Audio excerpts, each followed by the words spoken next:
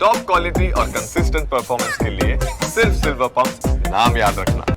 આમ આદમી પાર્ટીના ધારાસભ્ય ચૈતર વસાવાએ દેવ મોગરામાં સંમેલન કરી ભાજપના નેતાઓને ખુલ્લા મંચ પરથી લલકાર્યા અને ભાજપના નેતાઓને તેમની સાથે ડિબેટ કરવા ચેલેન્જ આપી, જેને લઈને ભાજપના સાંસદ મનસુખ વસાવાએ વળતો પ્રહાર કરતા કહ્યું, આમ આદમી પાર્ટી શૂન્ય થઈ જશે, ભાજપના સંગઠનને દુનિયાની કોઈ તાકાત લલકારી શકે નહીં। આમ આદમી પાર્ટી પાણીના પરપોટાની જેમ છે।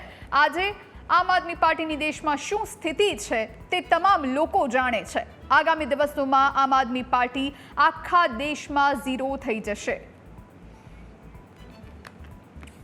જે સંગઠનની જેમને વાત કરી છે, સંગઠનને પણ એમણે લલકાર્યું છે, ભાજપ સંગઠનને।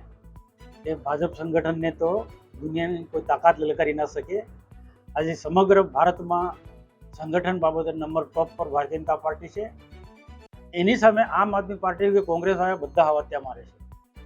એમનું સંગઠન ને ક્યાં, ભાજપનું સંગઠન ક્યાં? ચાંપલુસી કરીને કોણ બન્યા છે એ તો આવનારો સમય બતાવશે। બહુ સમય ઝાંઝો ટકવાનો નથી એમનો।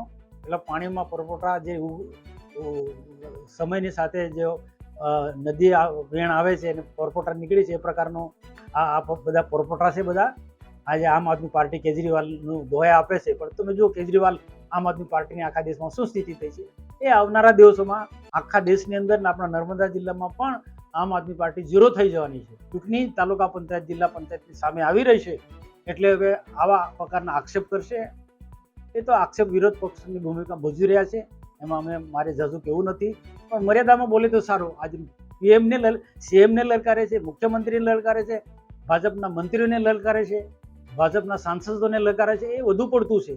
એને શોભતું નથી આ બાબત। જે મર્યાદામાં બોલે વાંધો નહીં, વિરોધ પક્ષને બોલે તો કોઈ એમને વાંધો નથી, પણ જે મર્યાદા ઓળંગીને બોલે છે એ થોડું વધુ પડતું છે। સમયની એની સામે એને અમે જવાબ આપીશું। જે લોકો સપના જોઈને બેઠા છે કે નર્મદા જિલ્લા પંચાયત ભાજપની બનશે, એ લોકોની તમારી બધાની ઉપસ્થિતિ અને તમારી બધાની મહેનત જોઈને મેં કહેવા માંગુ છું, નર્મદા જિલ્લા પંચાયત અને નર્મદાની 5 તાલુકા આવનારા દિવસમાં આમ આદમી પાર્ટીની બનવાની છે। લોકોએ તમારા ભ્રષ્ટાચારો જોયા છે, લોકોએ તમારી હવાની વાતો જોઈ છે।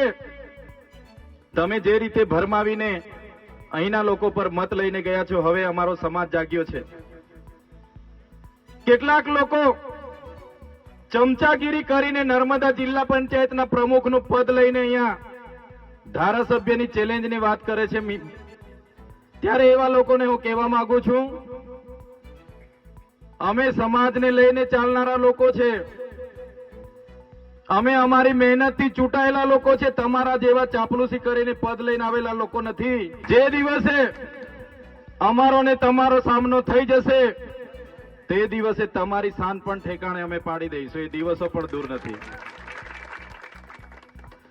જવાબ તમારા મંત્રીઓને અમારી સામે ડિબેટમાં બેસાડજો, તમારા સાંસદને અમારી સામે બેસાડજો। અમારો ઇતિહાસ શું છે, અમારો સમાજે આ દેશ માટે શું યોગદાન આપ્યું છે, અમારે સમાજે આદિવાસીઓ માટે આઝાદી માટે શું યોગદાન આપ્યું છે, એની ચર્ચા જો તમારે અમારી સાથે કરવી હોય, વિકાસની ચર્ચા તમારે અમારી સાથે કરવી હોય, તો આદિવાસી સાંસદ, આદિવાસી મંત્રીને મારી સામે બેસાડો।